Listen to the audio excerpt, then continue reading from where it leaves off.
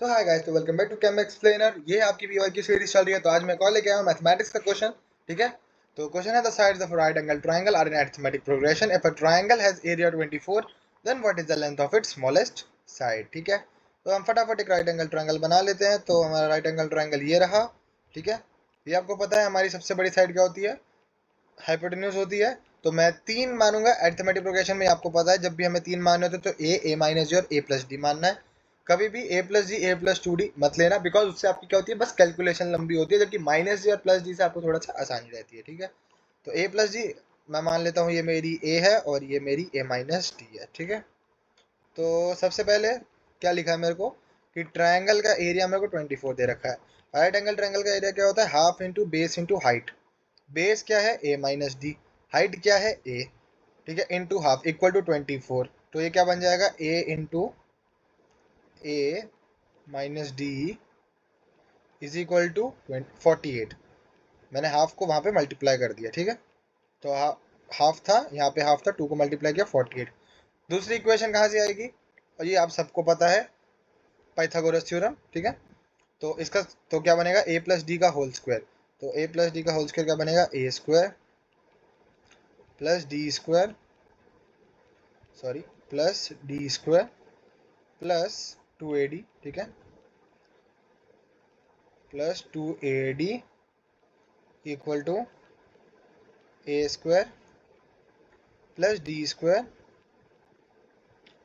Square minus 2AD।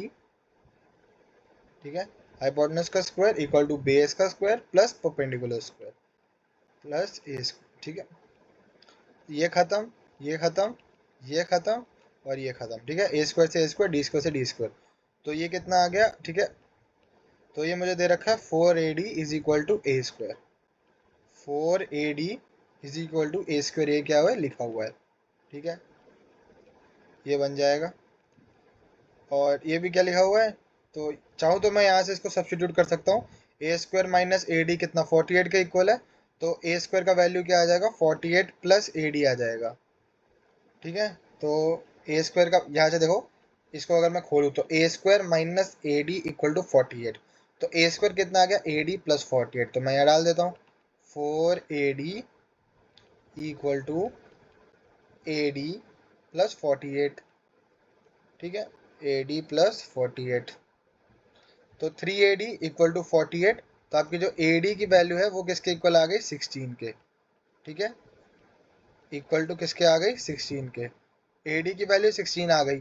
तो A square minus A D equal to 48। AD की value 16, तो A square किसके equal आ गया? 32 के। तो मेरे पास अब ए की वैल्यू भी आ गई। ठीक है, ठीक है, तो 4AD is equal to A D plus 48, तो 3AD।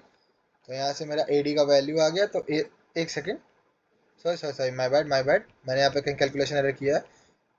AD 16 है, तो A square minus 16 equal to 48।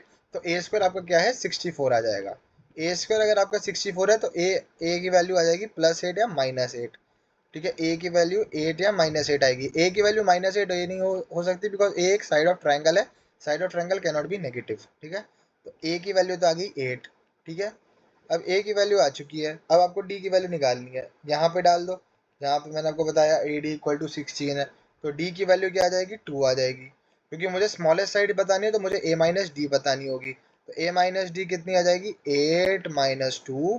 तो आपका आंसर हो जाएगा 6। और अगर बाकी लार्जेस्ट साइड पूछी होती तो 8 + 2 10 हो जाता। तो 6 8 10 आपका आंसर होगा। आप देखो ये हो भी रहा है, 6 स्क्वायर प्लस 8 का स्क्वायर इक्वल टू 10 का स्क्वायर। तो आप इससे आंसर भी अपना कंफर्म कर सकते हो। ठीक है, तो इस टाइप के क्वेश्चंस और आते रहेंगे। ठीक है, तो जरूर फॉलो करें इस PYQ सीरीज को और मुझे कमेंट्स में अपने भी क्वेश्चंस बताते रहे। ठीक है, मिलते हैं नेक्स्ट वीडियो में। Best of luck for the coming exams.